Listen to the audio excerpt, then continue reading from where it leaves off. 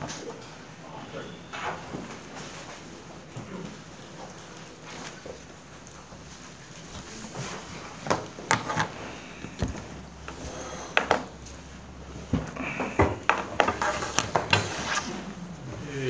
ready? We'll open up for questions. You going to talk about your recruiting class, or you want to talk about the Tennessee? I'll talk about whatever you'd like. Obviously, we're really excited about the incoming freshmen that we'll have for next season. Give a lot of credit to my coaching staff. They worked a lot of long hours and built a lot of relationships, and we feel like it's one of the best classes in the country. And recruiting is the way you sustain your program, and so we're really excited to add those guys. Could you have envisioned this? I mean, everybody knows the circumstances you came in under. Did you have envisioned this good of a class when you took this job in March? I don't know what I envisioned. I just asked those guys to work really hard. I mean, we're very fortunate. We've got some really talented kids, and we also have some great families, and they were raised well. They're excited to be Louisville Cardinals, and so I mean, we knew it would be a big class. We cast a wide net, and to land the 6th that we did, we feel like we're on top of the world right now. Chris, how key was it to get one early like Josh, and to kind of have somebody to kind of break the seal and say, okay, yeah, it's cool to go to Louisville? It was twofold. It was getting Josh to say he wanted to come to Louisville, and then we got very lucky that he has such a magnetic personality. And sometimes a recruit will say to you, "Coach, I'm gonna work really hard, and I'm gonna try to recruit some of my buddies." I don't know how much they do, but apparently Josh was all over social media and texting and relationships he had forged. He'd come back from a camp and say, "Coach, I saw such and such," or "I played with Aiden. Coach, I think we're in a great spot with this guy," and it just sort of became a life of its own a little bit. And then the other part that was very important was we had the opportunity to get those kids here on unofficial visits, so that they were familiar with us. And when we saw them in July, we had relationships with them. They could look at you, right before as warm-ups were taking place and sort of give you a head nod. You don't have that if they've never been to your school, if you've never met them in person. And so it was key that a lot of those guys that end up being signees for us, we had on unofficial visits prior to the July period. What particularly were you targeting in this class? Anything in like size, length, speed, anything in particular? All the above. We wanted to get guys that could shoot the basketball. We wanted to get guys that were extremely coachable, and we felt like it was a good combination. We got great length, with the guys that we signed, and we wanted to basically get a player at almost each position. Most of the guys are multi-positional, but let's face it, if you bring in 5 guys and you say 3 of them are going to be centers, 2 guys aren't playing.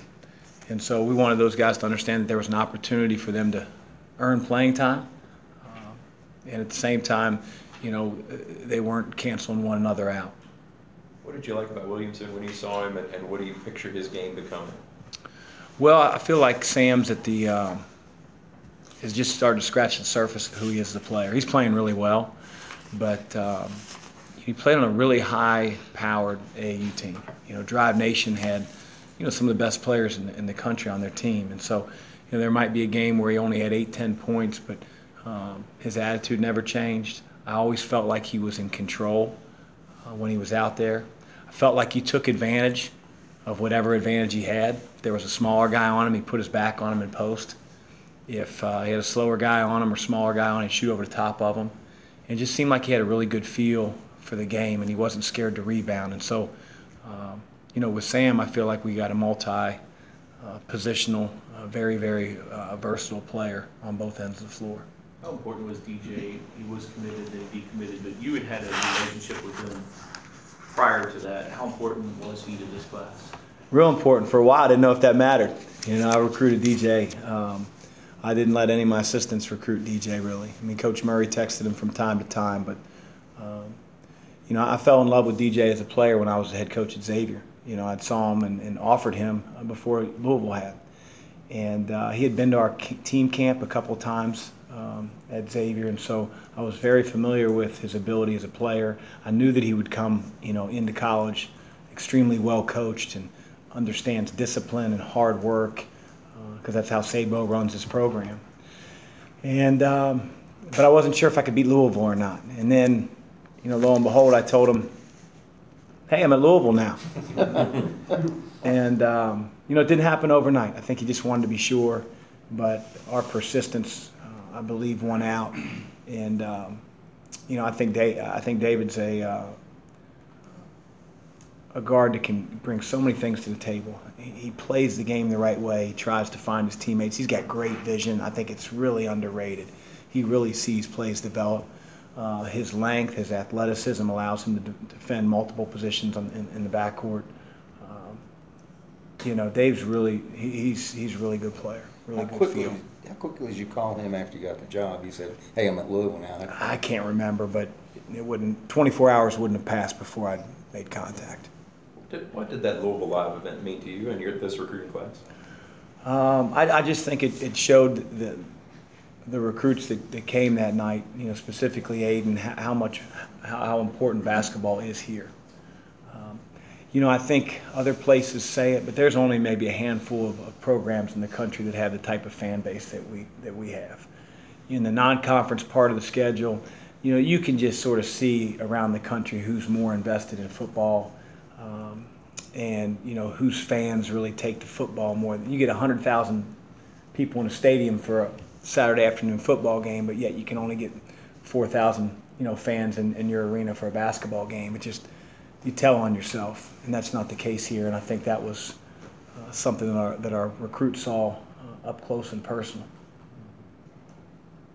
Looking ahead to Tennessee, what part of their team do you think is kind of the most concerning for you guys in terms of how you play? Their physicality.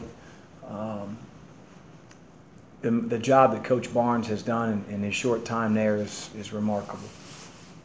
You know, that last year they were predicted to be second last in the SEC, and they end up being co-champions. And they have almost everybody back, and they have an identity. You know, they're gonna post it, they're gonna offensive rebound it, and on the defensive end they're gonna try to rattle you. And he's done an incredible job. They've got a lot of talented players. You can't just key on one or two guys. I know Grant Williams is he's a monster. He's very versatile. He can score inside, he can score outside, he draws fouls. You know, he's disciplined, he takes good shots, but he's not surrounded by guys that can't play. And that's what makes them a challenge when you're defending them. Looking at the bigger picture a little bit, Chris, you're going into a 4-game stretch here that looks pretty challenging, to say the least. Do you think you'll have a really good idea of where your team stands coming out of here, or how do you approach in the overall picture? Yeah, I don't look at it from the bigger picture standpoint. I'm focused on Tennessee. I do think that when we come back from New York, we'll have a good idea of where we have to improve. You know, not that I don't think we have a pretty good handle on that now, but you get tested. You know, we're going to play some high major teams that you know, are really good. They have great systems, so we're going to learn a lot about ourselves over the next couple of weeks for sure. Kind of a matchup nightmare is Schofield, just being so physical and so big.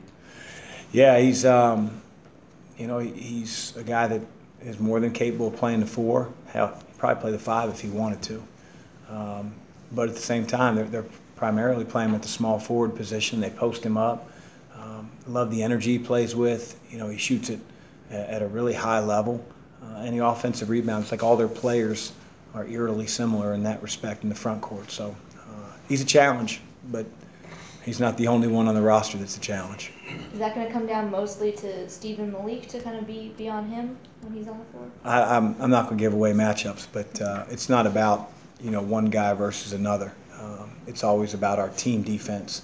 And, you know, if you single coverage, some guys in this country, they're gonna expose you. So it's got to be 1-on-3 and 1-on-4, and we got to crowd the floor as much as humanly possible against a very physical team. We've talked about this before. How important is Dwayne, because he can do so many things for you? And the other night it was a back tip and then a steal, and then he got an offensive rebound, and he doesn't score a ton, but he does so many things. He does so many things, and I said it before that he cares very little about how much credit he receives. He's not one for the cameras. He's not going to give you a flashy quote. He's just going to put his head down and do his job. And I think any coach would love to have a guy like that. And he provides a lot of versatility on both ends. We can play him on the perimeter defensively. We can play him in the post. But he also needs to improve. I think sometimes everybody wants to, pat Dwayne, on the behind, just like I do. But at the same time, we need him to get better because I think he's more than capable of doing that. How do you teach? You mentioned the offensive rebounding. I remember the Pittsburgh teams in the mid-2000s were really good. Michigan State's always really good. You guys can do that. How do you actually teach that with kids when they get to the college level to be a good offensive rebounder? Variety of ways. I think you have to emphasize it. You are what you emphasize. If you never talk about it, then it's really going to come down to an individual's habits. And so I think you drill it, you emphasize it, you show film, you show guys that are giving good effort on film, you show guys that aren't giving effort on film, and that's how we try to do it. You build your drills around the identity you want to create for your team. And you can't emphasize in everything. I think sometimes as a coach you can get lost because you play all these different styles of play and you play so many different good players, and there's so many different ways to skin a cat. You look at Syracuse, they play zone the whole time. You look at, just some teams play in the half court. Villanova walks the ball up, and it's all over the place. And if you, as a coach, in my opinion, are always giving a moving target to your own team about trying to get better in this area and that area, I think you're mediocre in all of them. So we always try to, stick to, what's important to me and what's important to our program. And make sure our players know that. Do games like this, good opponents, big venue, help come postseason time, or is it too far away to even have much bearing on that? Well, it always has a bearing on it. For us to think about that, it's probably way, way too early. But I like to remind our guys that, games like this, give you an opportunity to play in the postseason. And I think the committee a long time ago showed that, with those teams that have gone 17-14 and 18-15 and made the tournament as an 8 seed, 9 seed, they've shown that they'll reward teams for going out and challenging and playing a challenging schedule, challenging themselves. So, we've never been afraid to compete against another program, and that's what we're going to be doing on Wednesday. Was this schedule pretty much set when you came, or did you have anything to do with any of these games or not? I don't think so. Yeah, Not much. It was already in place. Yeah. Kenny did it all. Just trying to scare you away. When you saw it, what was your reaction? I mean, you probably knew before that. Just got to get ready. I think anybody that knows me, I don't mind being challenged. You're going to come up short sometimes, and you're going to win sometimes, and you're going to be better because of it. So it is what it is. And that's really how I look at it. I know you talked about kind of having some trouble with post traps against Vermont. Is that something that you think you'll see from Tennessee as well, or not as much? I don't know. You'll have to ask Coach Barnes that one. I don't know what he's going to do, but I know our job is to get better from the last game and work on things that we feel aren't or weren't our strength in previous games. So it's been a point of emphasis that we try to give our guys better direction so that they can have better execution if and when we do see it, because we will see it. Now, whether it's Tennessee or not, I have no idea. So have you seen improvement on that this week in practice? I mean, we've only practiced one time, so it was better than it was on whatever night we played Vermont. There's another recruiting question, if you don't mind. Yeah. Quinn, in a big class, you have guys who might be under the radar a little bit. Quinn, kind of that guy, and he talked about talking to you about maybe redshirting or at least sitting out. I mean, just can you talk about what you want to see from him and what kind of player he is? You know, I saw Quinn last year when Huntington Prep played a game in Cincinnati, but the game was, I don't know, 60-point game, so I didn't get a whole lot, but he was a pretty good player. And then I saw him more this summer and just fascinated with his skill for his size. And then when I found out he's really young for his class, you know, we started to think that, you know, to have 6 players in one recruiting class and say that you're going to play them all, again, I think somebody's going to get squeezed out because, you know, I know other programs talk about, you know, we don't play positions, but when you run a play, do you call somebody the point guard or the 2 guard? So I think you have to. All this, you know, positionless, you know, garbage that people talk about. What position are you playing when a play is called? So you know, we knew we couldn't really take 6 guys and let those players feel great about their opportunity. But we saw something in Quinn that we feel like his best days as a player are well ahead of himself. And he's tough. He loves the game. And I think that, you know, with a year of transitioning to, you know, how we play, how we do things, getting his body, you know, a full year with Coach Kettler, feel like in a couple of years people could be like, where did this kid come from? Because he has a toughness about him. He's not afraid.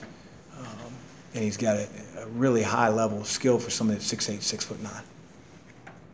And with Aiden, he was the last one, how important to kind of end the commitment with his? Yeah, it was, you know, Aiden told me after he committed, you know, Coach, I knew I was coming to Louisville in June. And I said, well, you might want to maybe give me a heads up so I didn't have to sweat for 3 months. But, you know, there's some things when you have mom back home in Ireland and, you know, you're living with aunt and uncle and they've got, you know, crazy work schedules. You know, we knew it would take a couple days to get the letter back, but, you know, Aiden had every intention of being a Cardinal, and I think you can see that on his social media. I mean, he's super juiced to be a part of this program, and we are as well.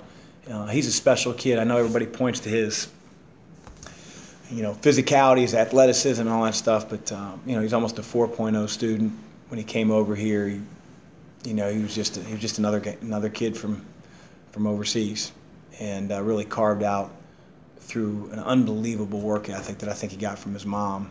You know, he's become a high major prospect, and we're lucky to have him. What went into the decision to go to Ireland, to say, I'm going to go visit the family? I think it was important to Aiden. And, you know, I'm going to coach her son. And I think that, you know, you can get on the phone and you can, you know, make your points over there. But I think if you show it versus talk about it, I just think that hopefully that resonated with them because, you know, they're entrusting. She's entrusting, you know, a coaching staff that possibly she's never met before with her son for, you know, 2 years, 3 years, 4 years. You know, who knows? And so I wanted to make sure that, you know, she knew what I was all about. I took my daughter because, you know, it's not every day that you can go to Ireland and see a different part of the world and experience, you know, things that she got to experience. So it was a fun trip. It was exhausting, but you know, I wanted Aiden's mom to feel really comfortable with who her son was going to be coached by over the next however many years. And Jalen was one of the first guys you guys were on when you got the job. Mike was one of the first. Yeah. Jalen said Mike was one of the first, you know, contact him. Can you just kind of scratching the surface as well? He's got so much potential. He really is. I remember his dad now. I was an assistant at Xavier, and he was, you know, conference player of the year at Charlotte, and he was a monster. He dunked everything around the rim, versatility out the three. I mean, and then when I found out, you know, he had a son, and, you know, to me, he was one of the better power forwards on the AAU circuit. You know, when he was at his best, I mean, he was affecting the game both ends of the floor. He'd block a shot, he'd scoop up the loose ball rebound, he'd dribble it up. You know, he'd fire a great pass, guy would miss a three, and he'd tip dunk it. It was just like he was doing everything. But he had those moments where, you know, lapses in concentration or he'd bobble the ball. You can just see that Jalen's, his long-term potential is through the roof. I mean, he can shoot the ball. He's really versatile for his size, and I don't think he's begun to scratch the surface in terms of his body. You know, he always says, "Coach, I can't put on much weight." And I said, "Just wait till you get with Kettler. We'll figure that one out."